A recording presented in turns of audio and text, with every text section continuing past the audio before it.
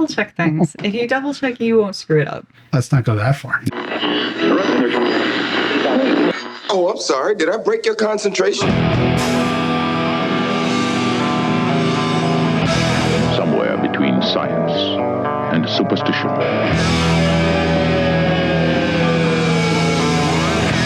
We have such sights to show you.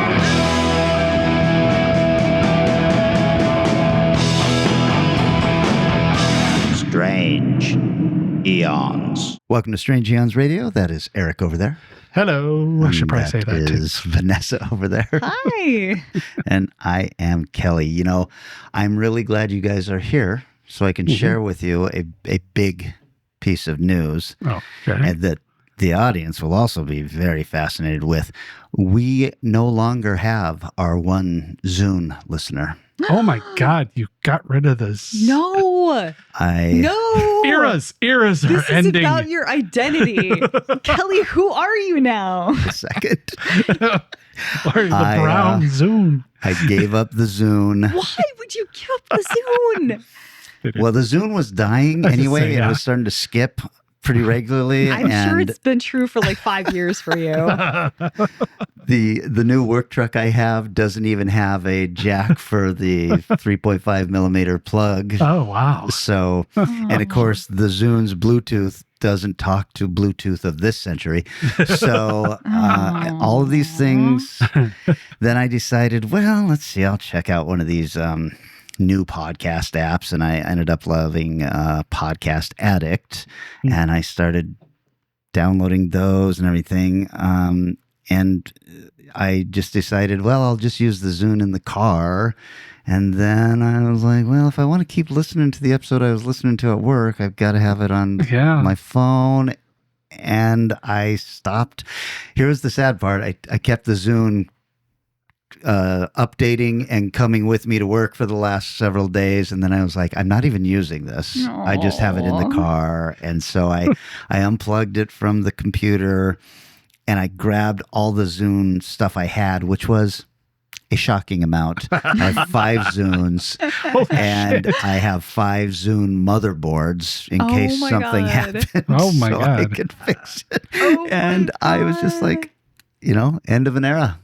Take one, encase it in acrylic, and then get rid of all the rest. I'm really sad about this. I'm like deep. If you don't get a Zune tattoo, I'm going to really... Oh, that's an awesome idea. Dude, come right here. on. Get it right back here, middle of the back. Yeah, right there. Lower back. Dude, if you got a Zune stamp tramp... Yeah. I feel bad for the other podcasts that I listen to because I would hear every once in a while they would talk about it. They're like, we still have one guy who's listening on Zune somehow. Whoever you are, we thank you. And I'm like, that's me. And you know it. I'm no longer special. I have nothing that's now right. that distinguishes me from anybody else. The technology outran you. Ugh. So, it took a long time. I was an adopter of that when it first came out, and then when everybody went to iPods, I was kind of like, I still like this one better. I got myself an iPod, and I was like, I don't like the way this works, and I don't like the Apple Podcast app that would, So I just kept going with it, and then after it was discontinued, and if mine would break and I couldn't repair it, I would go on eBay and buy a new Zune. Of course. And there it is, end of an era. I don't know who you are anymore. I am a pod person now. Oh my God. You just listen through your device, your handheld, fancy. It's like a new iPhone, isn't it? Or something. No, this is Samsung Galaxy. Oh, well, ooh la la. If I could transfer out of Apple without losing my ability to cloud everything, then I would too, but whatever. I went the other way around. I was in Android for long. I actually came across, speaking of old tech, I read the other day I had the first Android phone ever made. I came across an article talking about that. It's like, yeah, that's the phone I had. It was a pretty cool phone. Yeah. I liked it. Oh, yeah. I don't know. I'm part of the Apple plan where I get a new one every year. And I No. have to say, the last 3 years, I don't know what the difference is.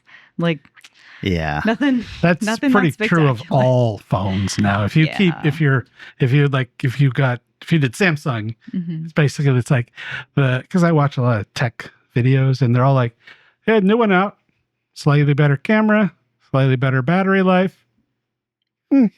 When I moved to this was a big jump because Okay. my phone before this was like an S8 and this is Oh, a there you S22. That's how you do it. So you turn off your So- annual one, wait 5 years, Yeah. then get an Apple and So go. I noticed a huge jump in quality in my pictures and stuff like that. Yeah. So.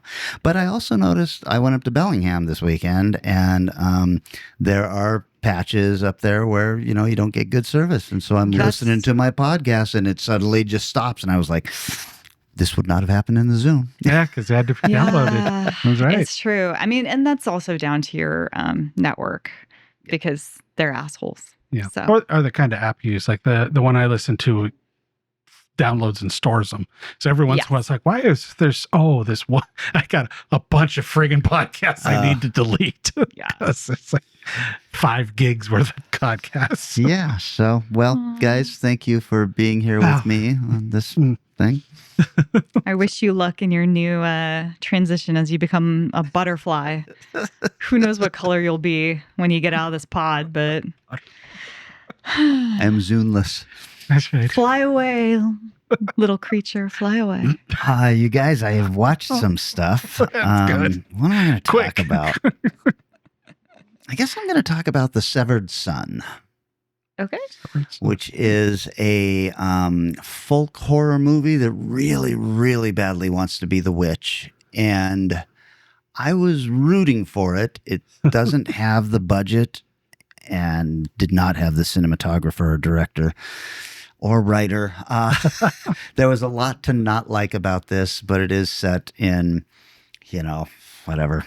I don't know if it's 100 years ago or 200 years ago or what, but it's a young girl with an overbearing father who is also the pastor of this small village, and they start seeing this dark creature who keeps tempting her, and and eventually she goes for it. And so there's all sorts of witchy stuff happening, but I just like, man, I really want this to be a little better because I think it's a first time film for this guy, and it needed either a more experienced, it needed another pass on the script. It needed a more experienced DP, and it needed probably another $15,000 in the budget just to make it look nicer. It's one of these things that occurs. Every shot is a daytime shot and all of that stuff. And I'm like, this would amp up a little nicer if it was a little darker, or even if they had gone in and color corrected it a little differently, something to make it, I don't know. It's called The Severed Son. The trailer was really, really promising, and I ended up not loving it. Okay. That's too bad. I do remember seeing the trailer for this and being like, I'm definitely going to see this film. And then just it came and went. So, Yeah, well, you should see it and tell me if I'm wrong. okay. There you go. Yeah, I have time. Well, I'm halfway through the latest season of Doctor Who, with Nchuti Gatwa, and I'm a huge fan of his. I watched all of Sex Education. Like, I really like this actor a lot. Doctor Who's been very weird with him in that season 1, he seemed to not be in like 2 or 3 of the episodes. And in this season, there's like a couple where he's barely in them too. And bearing in mind, each season is 8 episodes, which is like the shortest amount of any series. And I just found out because somebody was like, I don't like him that much as the Doctor. And I was like, fuck you. He's great. But it is Doctor Who. So some of it is shit because it is Doctor Who. Sure. Yeah. So that's just part of the territory. And they're done. They're done with him. Is it normal? So he's the Doctor and he hasn't been in several of the episodes? Yeah. Is that normal? Not this No, normal. not very. No.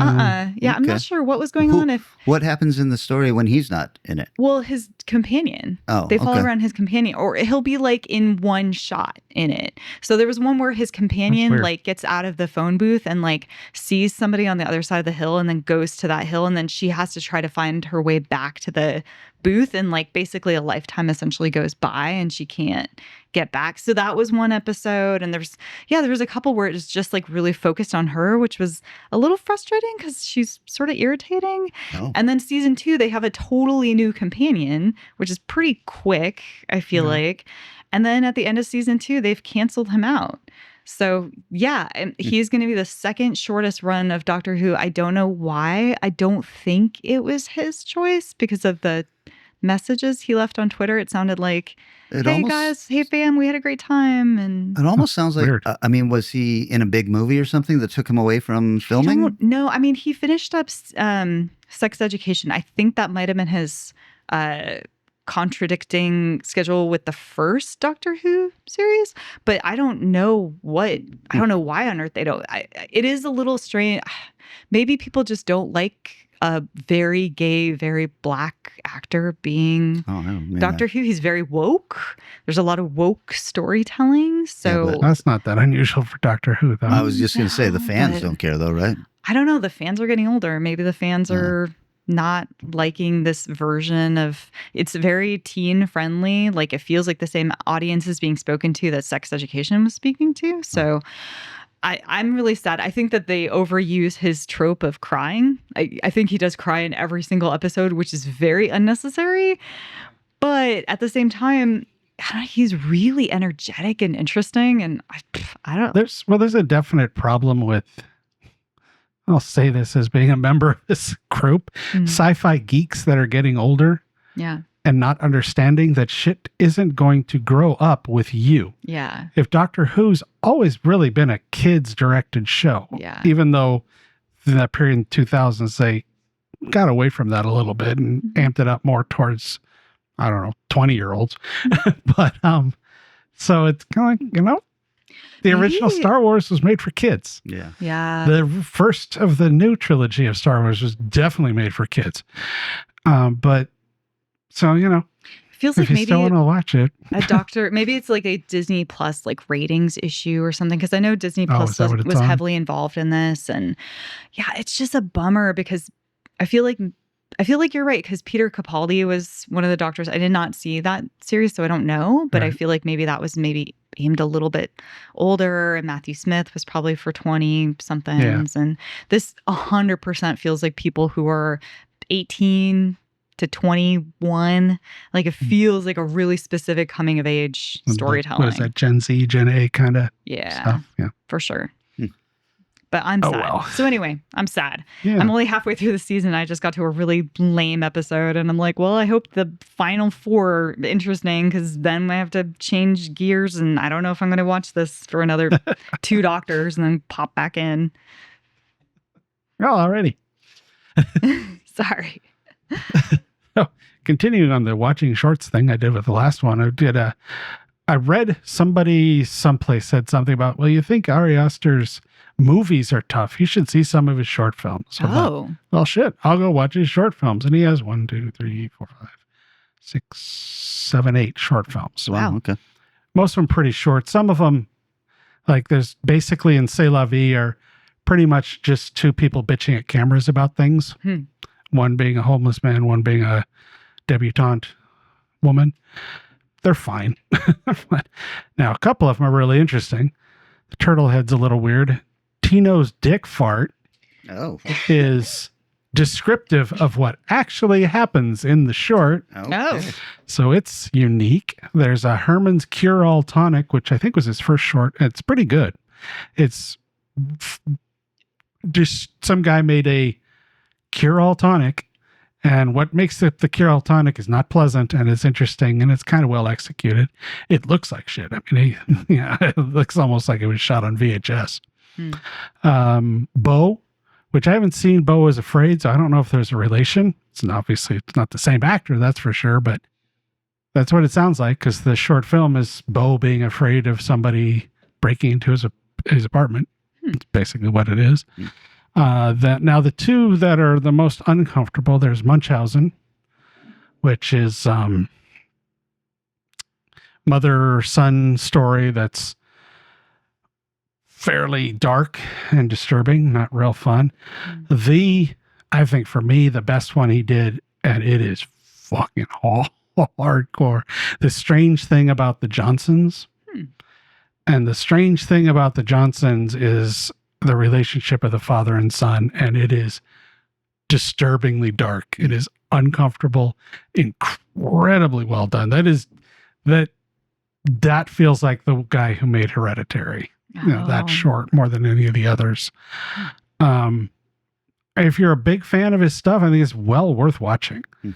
None of them are particularly long. I think the Johnson's one is about 15 or 20 minutes. Oh, is that long?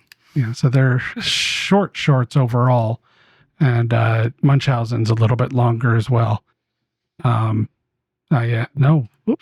strange thing about the Johnsons is half an hour. I guess it just moves well. But all on YouTube. Wow. Does he have like his own YouTube channel or something? No, I just put in his name, short films, and then went to Letterboxd and just, type in this one. Oh, there it is. Type in the next one, and was able to watch all of them. Pretty sure they're uncut. Speaking of short films, we have a short film. Is that coming to YouTube anytime soon? Probably will. We got turned down for another festival this week. And there's one more we're in the running for. And I've got to check with the guy if it's okay if we're on YouTube. And, I'm not saying if we get in or not. If we get in, can we be on YouTube? And if we are, then I'm going to just post it. Okay. So as soon as it's up, believe me, I will give you all links and let you know where it's at. And you can all finally watch this. It's a brisk, easy watch. Yeah. I let my brother watch it while I was up there, and he watched it for the first time, and it was, the expected response. Oh my God. Excellent. He was cracking up. I just realized Good, my good. family might watch this. Maybe we should not put this online. My mom is going to watch this. Oh. Well, you didn't have anything to do with the story, so you don't have anything to be ashamed of. That is, you know what? I will take that and I will run with it.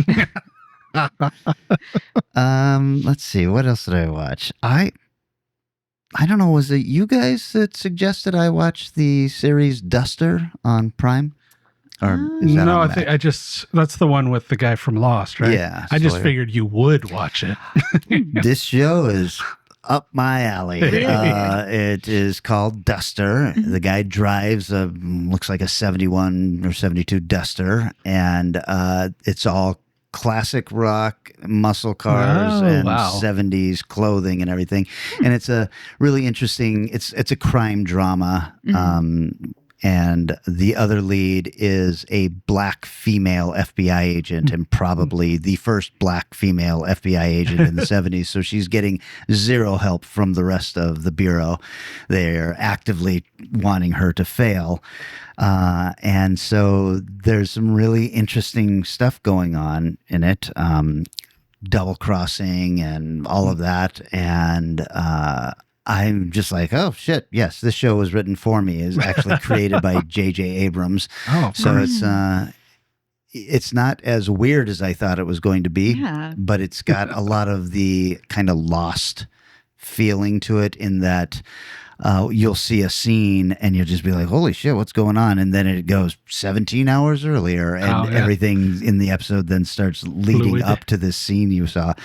And a couple episodes have started that way, and I'm like, okay, I'm digging all of this. So nice. I think, how is because he left acting for a long time, didn't he? I didn't know what his reasoning was. Yeah, I He's don't know. great. Good. I didn't know if he just made enough money and was like, fuck it. I will say he looks a little weird because he's still got the same shoulder length hair. He's still an attractive man, but he's now, my age. So maybe he shouldn't have hair like this. It's a little further up on his head than it used to be and Lost. And I'm like, but it works for his character. So okay. That's cool. yeah, so I'm liking it. And a lot of people show up. There is one episode where he is at a party and he runs into Adrienne Barbeau, Yeah. a person playing Adrienne Barbeau, and he kind of helps her get her first movie role. And then Adrienne Barbeau shows up in the episode playing an older woman, and I was like, what is happening? Oh, that's here? cool. This is wild. That's crazy. So, yeah, I like it. And I can't remember if it's on Prime or if it's on HBO Paramount? Max. Okay. Yeah, I've seen the thumbnail a I lot. think, Yeah. I think it's Prime. I think Pretty it sure might it's be Prime also, but I'm really liking it. It's called Duster. Nice. Nice. Well, I checked out a film that I know that Kelly has seen. I don't know if you've seen yet, Eric. Drop. I have not. Okay. Yeah. I mean, it's pretty uncomplicated. It's like just a fun way to waste some time. Yeah. So I don't know. Like it was. I guess part of me wished there was a little bit more to it. Maybe I don't know if it needed to be longer or if like there needed to be an additional twist or what. But it was fun. It was decent. I wasn't mad, but it wasn't a thinker. This is the movie I think I was saying I needed something else in it. That Yeah. everything in it is good, but there was something missing to make it great. Yeah, for sure. Like, yeah, because it felt like they're just, I don't know, like the beats that happened were good. The acting was great. I like the way the text messages were popping up. Yeah, that was fun. That was super fun. And then you kind of get to the end and you're like, okay, I don't know. That's fine. This was a Play by- well-made movie. Yes, this was play by Next. numbers. This sure was a movie about drops. Let me get out my Save the Cat book and see how it did. Exactly. Perfect. Right. 10 out of 10. Yeah. No, it was fine. I'm actually kind of glad I didn't go to the theaters to see it. Yeah. Yeah. Did you rent it? I think it was streaming free somewhere. Oh, it's streaming free now. Okay. Yeah, I think so. I don't think I paid for it. Well, you know what? I take that back. I think I did pay like a couple bucks for it on Yeah. Amazon. Yeah, I'm pretty sure it's rental still. Yeah. Okay. Oh, cool. Cool. I checked out one of the cool ones, the new one from Bong Joon-ho, Mickey 17. Yeah. What did you think? Dude can make all kinds of movies, man. It's just insane. Yeah. Did you like it? Yeah. I mean, Okay. it's weird. It's Robert Pattinson is impressive as hell in this film Yeah. Good actor. Yeah. because he is playing such a dork and Mhm. such a weird guy to look like he looks, but act very differently. I thought it was pretty good. Boy, I think it will bear repeated viewing. Oh, There's okay. a lot going on in this that is really interesting. Have either of you seen it? Yes. I know you saw it in the theaters, I think. Yeah, I did. And it's streaming free. I think so. And Yeah, it's on I Max. haven't finished it yet. I was like, this movie is not grabbing me for some reason. But I do think he is a great actor. Yeah. Yeah. I didn't watch it in one sitting, so maybe Okay. that might make a difference. I watched a bunch of it and then watched it later. Yeah, I can But- see how that may help just like sitting and watching pieces, but Mhm. because it does feel like almost chaptery, but Oh, yeah. because it's based on a book, that makes a lot of sense. Oh. Oh, okay. Okay. But I think, I mean, nuts and bolts of the story are pretty basic. Yeah. I think it's largely Robert's performance that kept me interested in watching what was going on because it was, there's little spoiler, two of them. Mhm. And he's very different. 17 and 18 are very different. And he's pulling both of them off really well. Did you like it at all, or was it just too goofy? I really liked it. Yeah, Okay, I liked cool. it very much. And I think that was a big part of it for sure. Like Robert Pattinson is such a joy to watch, like his fluidity in that you feel like you're watching two different cloned versions of a guy. Yeah. And then, there's moments where you see flashbacks to the previous 17 or the previous 16. Right. And you're just like, man, like you can see this weird difference between them where it's subtle. And that's a really fucking hard thing to pull off. And like you said, he's a normally very attractive guy, but like the way he plays it, you can see how much attractiveness builds on a personality because you're just like, no, man, you're a fucking loser. You're I'm such a surprised this weirdo. girl wants to have sex with you at all. Like, I mean, good for you. Take that win and run with it. But yeah, no, I really enjoyed it. And it reminded me more of the sort of Okja stuff. Yeah, I rather did than also enjoy Mark Ruffalo's and Tony Collette's stuff was weird and It was weird. interesting. It's a lot. Yes, exactly. That's why it was kind of fun. I was like, going, okay, this guy is going something specific here. Do you kind of feel like Tony Collette has been playing like the same character for like 2 or 3 films in a row now? Because she's also in that unicorn film as like, I haven't seen that one. let's eat this unicorn and get its properties or whatever. So, Don't know. I think that the trailer made it feel like a kind of wacky, zany movie, and the movie is not nearly wacky or zany enough, I guess, for me. I was like, oh, I wanted this to be a little broader comedy. oh, I did not sure. see the trailer, so I, again, sort of like, I don't know. Let's see what this is about. Yeah, I think the trailer did it a real disservice. Like, it's such a weird tone that maybe they just couldn't figure out how to tell that in the trailer. It seems like almost like something. Oh shit, what's his name? Director of 12 Monkeys. Terry Gilliam. Terry Gilliam would have done like 20 or Yeah. 30 years ago. Okay. Yeah, I can see that. But no, yeah. Okay. I think I I liked think you it. should finish it though, Kelly. I think like it does speed up near the end. Like there's It's really strange. yeah, it gets really weird. Like there's like a long period and then all of a sudden it's like fucking we're out. Yeah. And it's kind of neat. So. Okay. Yeah. I mean, I didn't finish it because it was slow or anything. It was just like, oh, this is not what I was in the mood for. I was in the mood for a comedy and I was not getting it out of that. So, My ultimate one of that ever was Slumdog Millionaire. oh, Hey, let's Oh, go no. watch this fun comedy, as the trailer made it look like a balls out comedy. Oh, I know. And Nope. I was going, wow, that was, yeah. So I know what you're talking about. Yeah.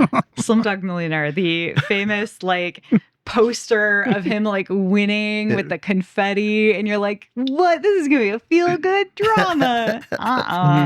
Yeah. well, okay, cool. That's Mickey 17 and it's available, I think, on Max now. I believe, yeah. Why don't we take a little break, guys? And then when we come back, we're talking about sci-fi movies again from the 60s, though. Ooh.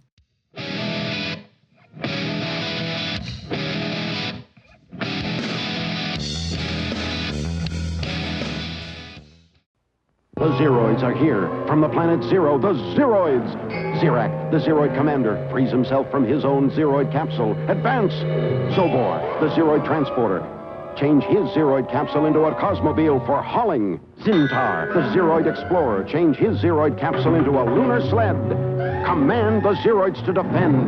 Move forward, backward, and transport. Command the Zeroids from Ideal.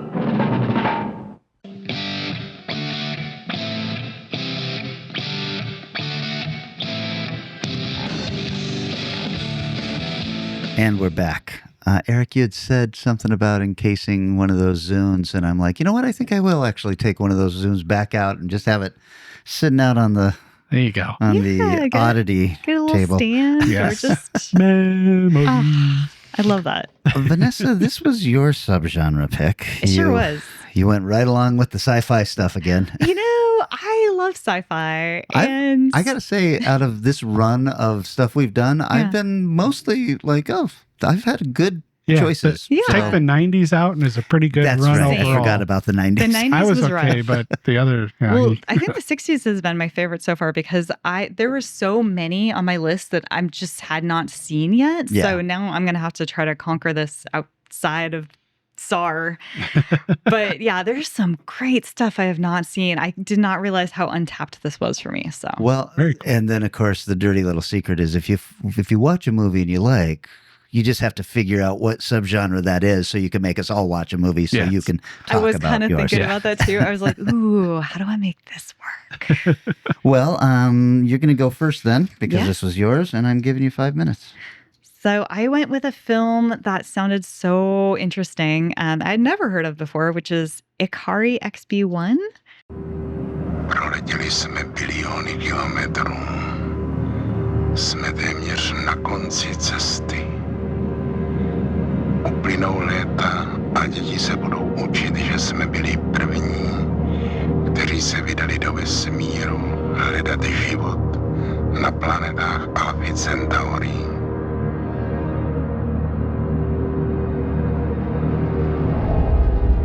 Centrální automat okamžitě na svá místa. Tvrdili, že se ve vesmíru už nemůže nic nového objevit.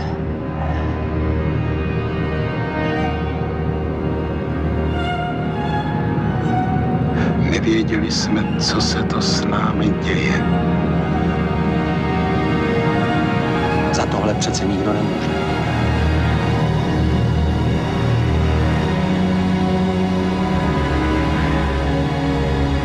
Kdo chce, ten vydrží. Země. Země nikdy nebyla! Nemáš právo. Nemáš právo, rozumíš? Máme poslední možnost.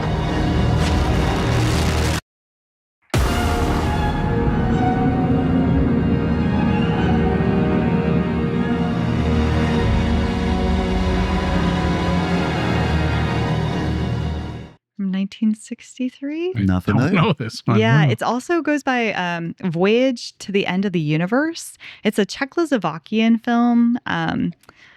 Pretty low. Well, I don't know if low budget at this era or not. 6 million. It was free on YouTube when I first heard about it. It is now not free, and it is on the Criterion channel. Oh, interesting. They have Shit. scraped it off of there.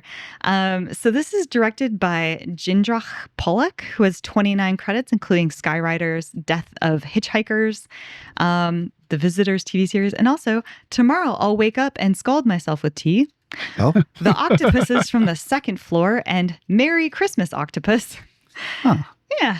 Written, it's based on a novel by Stanislaw Lem, who also wrote Solaris, and it's called loosely based on the Magellanic Cloud. So the story is in 2163, the starship Ikari XB-1 embarks on a 15-year journey. I was like, man, that's convenient, to Alpha Centauri, to Alpha Centauri and back to Earth, where they believe there may be a few planets with life. While their loved ones on Earth will age 15 years, the people on the ship will only age 28 months. So there's kind of a tension between them and the people they're leaving behind. The captain, who I think is maybe the narrator, is expecting a baby, but his wife is staying behind. So there's a really sad video chat in this. Definitely not early FaceTime. Very cool. 40 people are on board the ship, and it boasts a super funky, cool gymnasium, a cocktail dance floor, a lunchroom, a small movie theater, and lots of large rooms with buttons. On the journey, they do encounter a derelict 20th century spaceship armed with nuclear weapons, and also a radioactive dark star whose radiation causes a mental breakdown of one of the crew that threatens to destroy the spacecraft. The rest of themselves end up very lethargic and exhausted from this dark star thing, and they slip into sleep, where the captain is fighting with the crew members as to whether or not they should turn around and go back to Earth for fear that once they fall asleep, they will never wake up again. But he is told that it's important to have faith that they will make it through. Will they ever wake up from their radiation sleep? Will Michael destroy them all from level 0? That's the guy with radiation poisoning who's trying to kill everybody. Will the triangle gym ever be used again? Who knows? Stay tuned. This is Star Trek, but with existential dread. Yeah, this Oh, sounds like wow. a deep movie. It's a deep fucking film. That's cool. It's crazy because it's got all the hokey swinging 60s like silver shit with like the crazy 60s sci-fi costumes, but with like Czechoslovakians who are super down to earth. Like one guy has this like weird robot friend who shows up and he looks like he came right out of Lost from Space, but he's like, they make fun of him for it. And he's like, hey, that's my friend. He's got all this stuff in him. And it's like, burr, burr, burr, burr, burr. And everyone's like, yeah, that fucker. Why'd you take this here? It's so like interesting. The tone is bonkers. I just love the way that it feels. It's just so unique to me. I don't know. Like they also have a lot of weird conversation pieces. So they find the vessel that's floating out in space that's left by humans. And they're talking about, like, we don't know what's on this thing. And they're saying, okay, well, why don't we send out a ship full of robots to like probe? And one of the guys is like, well, how would we feel if a ship full of robots showed up here to investigate us? And you're like, oh, that's cool. I like that. And there's, just other things in there. Like they think when they go into sleep that maybe they should send off a probe to let Earth know like this dark star thing they ran into and how it's like a big problem. And somebody's like, oh yeah, that's kind of like sending off, back in the day, people would just throw a bottle into the sea. And the captain's like, so does that make us castaways? And you're like, what the fuck? Like, that's so good. It's also beautiful, beautiful, beautiful cinematography. This is before 2001: A Space Odyssey. And like they were inspired. Like there's shots that are directly taken from this thing. Wow. And I'm almost done. And just really interesting idea. They have gravity boots that when the gravity boots like hit the surface, they just light up. So they don't really show you like, they're doing a lot of showing rather than telling. It's really neat the way they do that. So anyways, I totally dug it. I love it. Very little trivia. Tagline: do you dare take the trip to the 25th century? The version titled Voyage to the End of the Universe is the American version, where they took about 26 minutes out of this 86-minute film. Oh my God. They stripped them out, finding the abandoned ship since it seemed too anti-capitalist, as well as making them go towards Earth instead of away from it. And they also altered the cast and crew's names on the credits to make it look more English. Wow. Yeah. Jesus. I was like, are you kidding? The newly restored the newly restored version that you can play on Criterion is the Czech version, and it was screened at Cannes Classic, as part of the Cannes Classic series of the 2016 Film Festival. And it was actually done by the Czech Film Archives, who helped put it together. So it's very authentic. Like they did a lot of legwork. There's like 5 pages of text at the beginning of the film from Criterion about how hard it was to put it back together. So yeah, bravo guys. It looked great. What's the name of this again? XB what? So it's called Ikari, Ikarie, XB-1. It's from 1963. 1963. Was it in color? No, it's black and white. Okay. Yeah. Man, I'm going to search this out. This sounds very cool. Yeah, It's it really does. crazy. It's really fun. I highly recommend it. Eric, if you don't mind, I'll go next. Dive in. Did you guys know that Maybe. there is a sequel to Village of the Damned? Oh, shit. What? It is called Children of the Damned from 1964. Beware these children. Behind their fiery, hypnotic eyes lurk the demon forces of another world.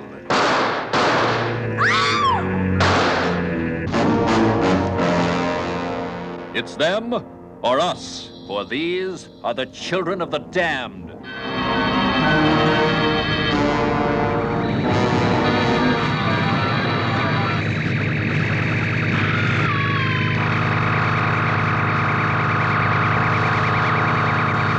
Children of the Damned. Even more eerie and startling than the sensational Village of the Damned. I think they are the cells of man. Advanced maybe a million years. Could they actually be creatures from other planets, centuries beyond us scientifically, invading the Earth disguised as children? There's Paul from England, Nina from Russia, Rashid from India, Mi Ling from China, Ago from Nigeria, and Mark from America. Who are they really? As we of the Earth push further and further into space, are they the answer to our probing? They're not kids. Have you ever seen them laugh, run, play? No, by God, but you've seen them kill. The ambassadors of all the Earth's nations experience their defiance. Paul, we must know how to make that machine. We'd never think of trying to force you, of course.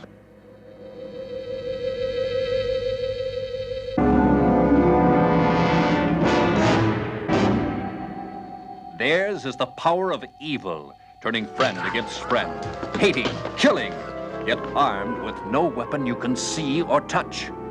Unless we can learn to live with them, we may cease to live at all. Can any force on Earth stop their fury? At this very moment, they could be making all those men out there turn their guns on one another.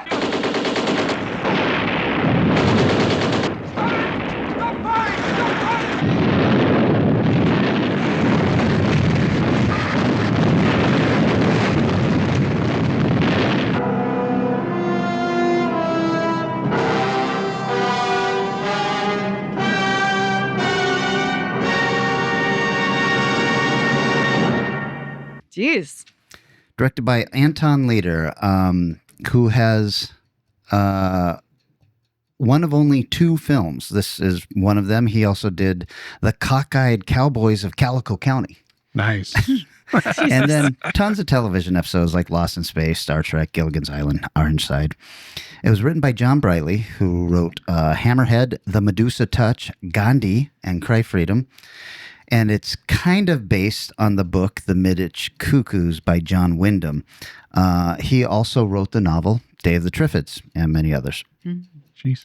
Starring Ian Hendry, who was in Journey to the Far Side of the Sun, the original Tales from the Crypt, and tons of British television, including 26 episodes of The Avengers. It also stars Alan Badel, who was in Telephone, Force 10 from Navarone, Shogun, and tons of British television. And then finally Barbara Ferris, who was in Terms of Trial, A Place to Go, The Craze, and tons of British television. If you didn't get it, this is a American-British film. We open on a group of 5 or 6 children in a classroom setting, and they have been asked to solve a 3-dimensional puzzle with blocks that have been set in front of them. There are 2 very serious men watching the children who are either slowly figuring out the puzzle or not figuring it out at all, except for one, Paul, a little blonde boy who has put the puzzle together in record time. The 2 men, Tom and David, go to visit Paul's mother, who clearly hates the child and insists she was never touched by a man. Oh my. If you've seen Village of the Damned, you will recognize Paul. He is one of the kids from Village of the Damned. Oh, wow. She wants nothing to do with Tom and David, and after they leave, Paul comes in and stares at her. She walks out of the apartment in a daze and is quickly hit by a passing vehicle. Paul is then introduced to a group of other children from various countries: China, India, Nigeria, the Soviet Union, the United States, and the United Kingdom, and they are brought to London for a study into their advanced intelligence. Quickly, though, the children seem to form a telepathic connection and then escape and hide out at an abandoned church in London. Paul's aunt is his only living relative, and she wants to help, but the kids end up kind of taking telepathic control of her, and they make her help them survive in the derelict church. So they send her out for supplies and stuff like that, and she's kind of okay with it. She really wants to help them. She also is like, hey, I would just do this. You don't have to make me do this. Meanwhile, the Army and Intelligence Service debate whether or not to destroy the kids. The children have telekinetically constructed a complex machine which uses sonic waves as a weapon, which kills several government officials and soldiers. It is far beyond our understanding, but the Army realizes that the children only do this when they are being attacked. So Tom visits the children and pleads with them to disband and return to their respective embassies, which they all agree to do. However, as soon as they arrive, each of the ambassadors from their respective countries start threatening them for information on how to make the weapon that the children had constructed. So the children murder all of the embassy of military officials before returning to the church. Meanwhile, one of the scientists thinks he has discovered something in the children's blood. Not alien blood, as suspected, but human blood. Only 1 million years more evolved than our own. And how the fuck would you ever be able to prove that? Yeah, what does 1 million years in the future blood look like? Right. Of course, the authorities have decided that they must destroy the children. And so the church is surrounded with tanks, bombs, and soldiers. And so begins the final siege. The movie is interesting, not nearly as good as the original Village of the Damned.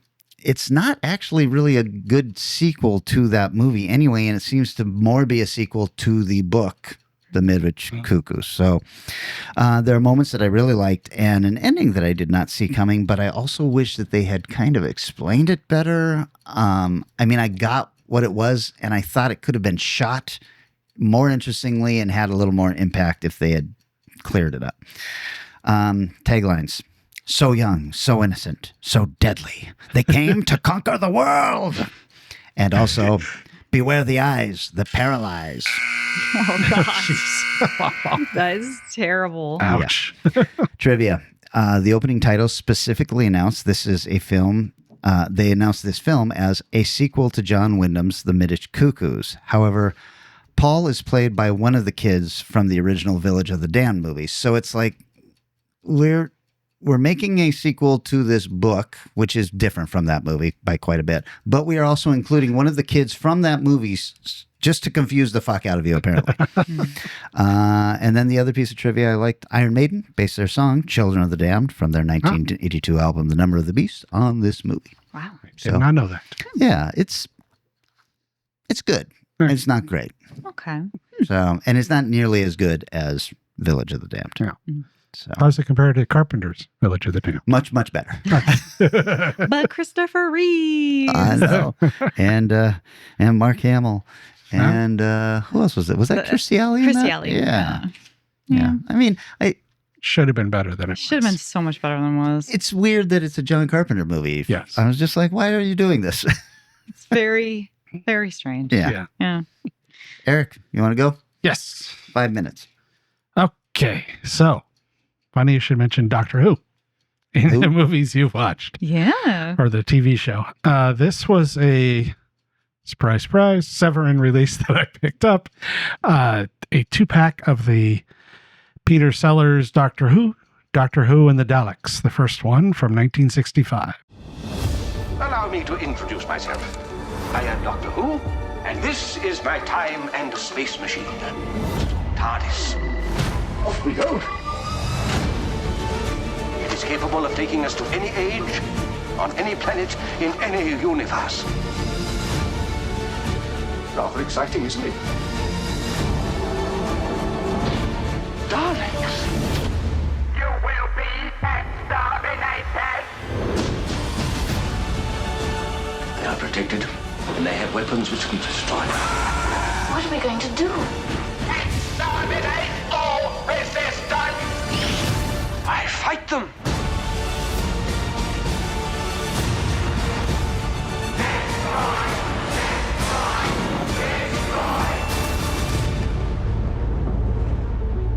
Nothing can stop us now! Peter Sellers?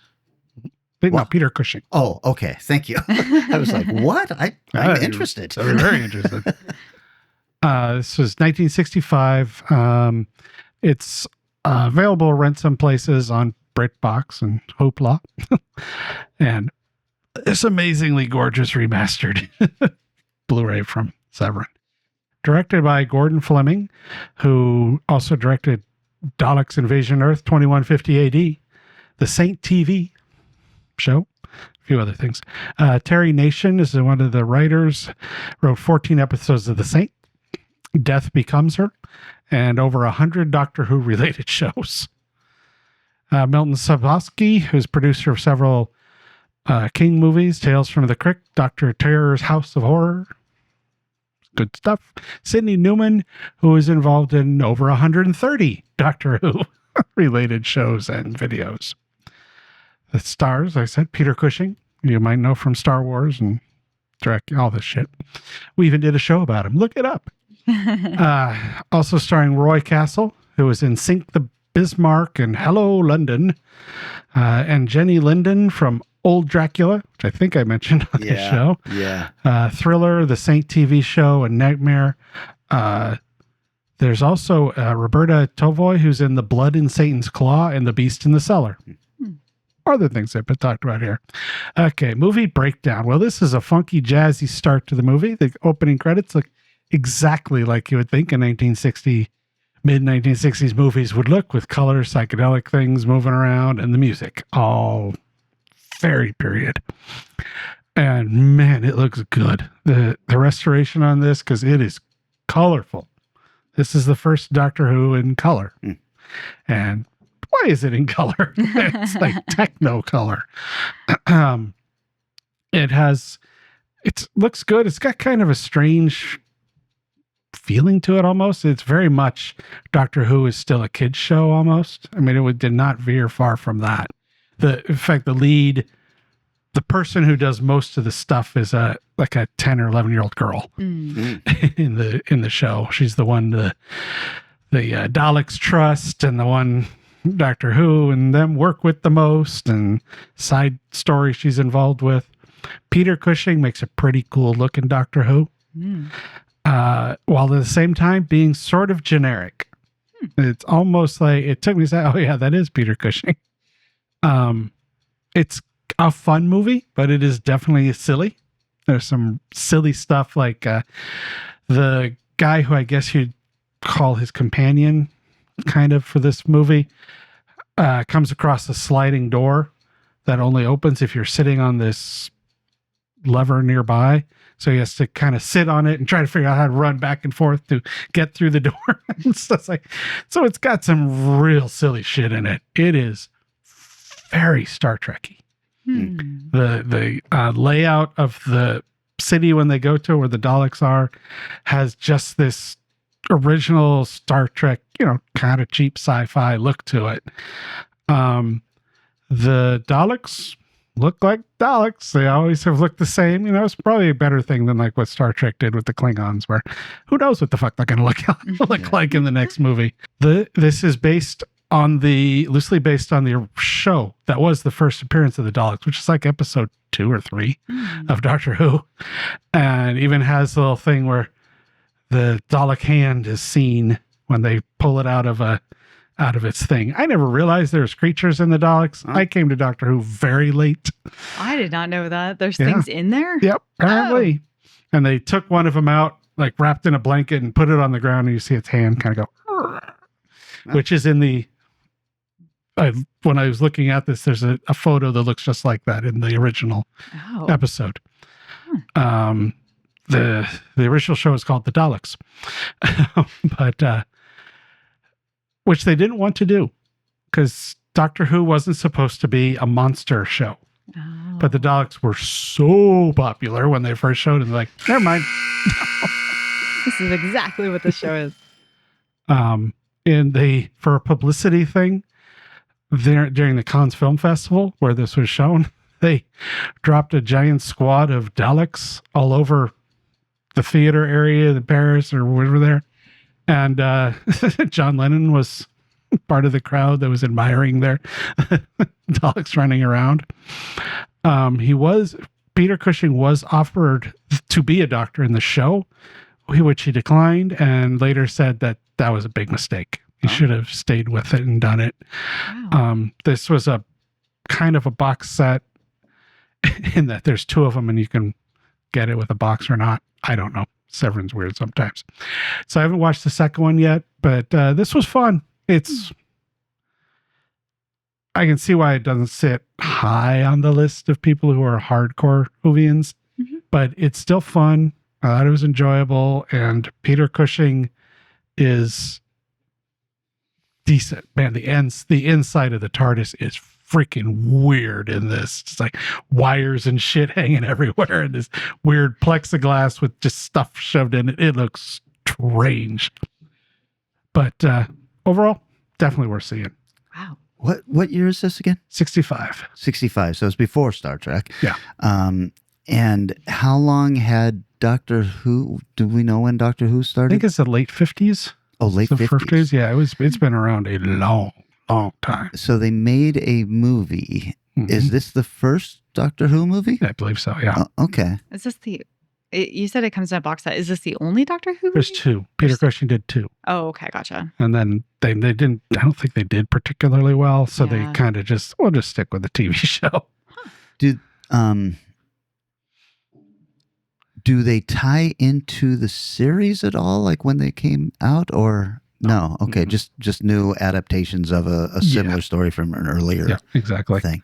That's interesting. Was this Hammer that put these out, or no? I don't think so. I didn't see any Hammer things or come across anything, but who knows? Hammer had their sub labels that sometimes I think it'd be different because I feel like BBC has owned probably Who BBC forever. Right. So BBC production. Yeah, it could have movie been production. Interesting. co-production with Hammer or something God, I like really that. want to check this out, but I am not a Doctor Who fan. Yeah. I didn't start watching Doctor Who until the new ones that started in the early 2000s or whatever. So the older stuff is, and I've watched some since then because I liked it so much. I'm going, I'll go watch it. So I've watched like the first one, and a couple others. I'm going, wow, this is different. I just don't know if there's so many. Yeah. There's just so many. So it's like, what, 70 years or something, 60 years. Yeah. And British television in the 50s, I mean, that's got to be quite a bit different than... Very specific sensibility. Yeah. Right. Yeah. Wild. I mean, and it has... Sometimes when you're watching things like you're talking about the vampires and sinners and stuff, when something's weird. The first episode was about, I forgot the exact thing, but kind of a tribe that was based on things my mom used to have in her museum. Oh. And it's so historically inaccurate. Oh. And it's so far off. And they try to present it like we are being accurate, and I don't even think it's accurate to the 50s. You know, like, No. like, oh, this is really weird. From But, my understanding, who I knows? think with Doctor Who, they used to use leftover film sets, like whatever Probably, yeah. film had been on that BBC lot. was not afraid of that. Yeah, I think they just rolled in and they were like, all right, now they're going to Rome. Now they're going to. So I'm sure there's a lot of just BS writing in there to just. Yeah. So, to the Whovians, if there's any listening, sorry, I probably screwed up some shit about Doctor Who again, because it's so damn much. There's a lot. Doctor Who fans are called Whovians. Yeah, that's the last one I heard. I don't know if they still do that, or if there's distinctive ones like Trekkies and Trekkers or whatever. Right. Man, I didn't even know that. You hadn't heard Trekkies and Trekkers? I've heard Trekkies, but not Trekkers. I don't know. It may not have stuck, but there's a period in the 80s where they called the people who like Next Generation Trekkers. Oh my God. Because they didn't want to be associated with the Trekkies. Good Lord. Help us all. Jesus Christ. So I'm thinking that did not stick. I don't think it's stuck. Yeah. I think it's like we're all just Trekkies now, If you made it through to Discovery after Next Gen, after the original, it's all game now. Wow. But yeah, I'm sure Doctor Who's very similar. Yeah. Oh yeah. Okay. Well, God dang it. I'm tempted. I might.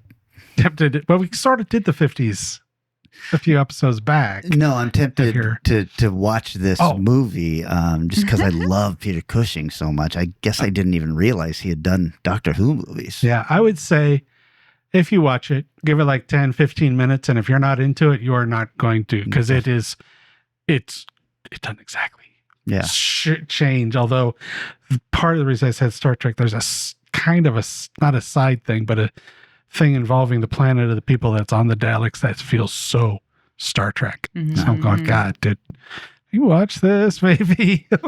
But interesting. Well, I know that the natural inclination would be to go to 50s sci-fi, but I'm going to zig when I should have zagged. Let's go. Whoa. Or is it I'm going to zag when you think? Regardless, I'm doing something different. Okay, and, cool. We've been watching just a glut of these movies come out that are because the characters have come into the public domain. Oh, and it seems to be almost exclusively horror versions of these characters for some reason. There's a bunch of Mickey movies now. There's a bunch of Popeye movies. There was the Winnie the Pooh stuff and everything. And I want you guys to pick a public domain character movie for the next one. Wow. Does it have to be horror or does it? Whatever it is, whatever you want it to be. All but I right. don't think you're going to find anything except horror. Probably not. I think I've seen Probably the not. Steamboat Willie comedy show or something like that. Yeah, that's just it. They have all, for some reason, been horror filmmakers, probably because they realize if I'm going to take this thing, the only way I'm going to get an audience, the only people who seem to give these things a chance are the horror fans. Yeah, we'll give anything a chance. Yeah. So one of those movies for our next excellent film. All right. Whew. Okay, well, so this is the end of the episode. This is where I say thanks to everybody who's out there taking care and putting a little wind into the sail of this pirate ship. You're out there, you're liking and sharing the posts. Thank you so much for that. You're on the Strange Eons Radio talk page, which we really appreciate. You're giving the videos on YouTube a thumbs up. And thank you. You're out there sending money, which is a big deal to us. Yeah. We It's understand times are tough. Yep. So sending any amount of money is such a big deal, and we really appreciate it. You can do that on the Buy Us a Pizza link. Yeah. You can do a PayPal donation if you want. You can even do a PayPal subscription donation, which just takes your hard-earned cash right out of your account monthly. You don't have to think about it. You won't have to worry about it at all. Right. And we really appreciate that. Yes. It's called Value for Value. So if you get some kind of value out of this, give some kind of value back. You can also call us on the Strange Eons Radio hotline. That's right. Absolutely. Call us on 253-237-4266, or you can even shoot us a text and say hi, check in, ask us questions, leave us feedback, whatever you like. Give us a good cookie recipe. I can't wait to hear from you. Maybe I'll make it. You never know. Well, now I want a cookie recipe to be called in. Yeah, no kidding. It better be good. And I don't mean like it can't be any cookie recipe. You guys got to send like some Tool House. that Listen, you like. I challenge you to give us a cookie recipe. Yeah. And then if you make it, you better bring us some cookies. Yeah. Right. Man, I happily bring you guys cookie. I like baking. So. All right. Good to know. So let's start now then. I want those cookies. Yeah, that's right. You give us your favorite recipe. Obviously, I like eating cookies. Amazing. Give me something to do. Yeah, you've got nothing else going on, right? Hey, look, I spend a lot of time standing in a kitchen. It just comes with the turf. I'm not saying that motherhood means that you have to cook a lot, but at some point you have to make 3 meals a day for a tiny thing, and it is boring. Oh. So, Well, yes. She appreciates it. We appreciate it. Right. She appreciates it. At some point. She eats. Yeah, there you go. All right, Gig, that's it. I want everybody out of my house, and we will reconvene in 2 short weeks, and we are talking about public domain horror or something. Yeah. All right, see you next Thursday. Transportation and other considerations for Strange Eons Radio produced by Pan Am Airlines. When you think of traveling, think of Pan Am. You can't beat the experience. Guests of Strange Eons Radio stay at Econo Lodge Everett. It's an easy stop on the road, if you know what we mean. Strange Eons Radio is recorded live in front of a studio audience. If you enjoyed this episode, please consider leaving us a positive review on your favorite podcast app. Sit, Ubu, sit. It's all game now.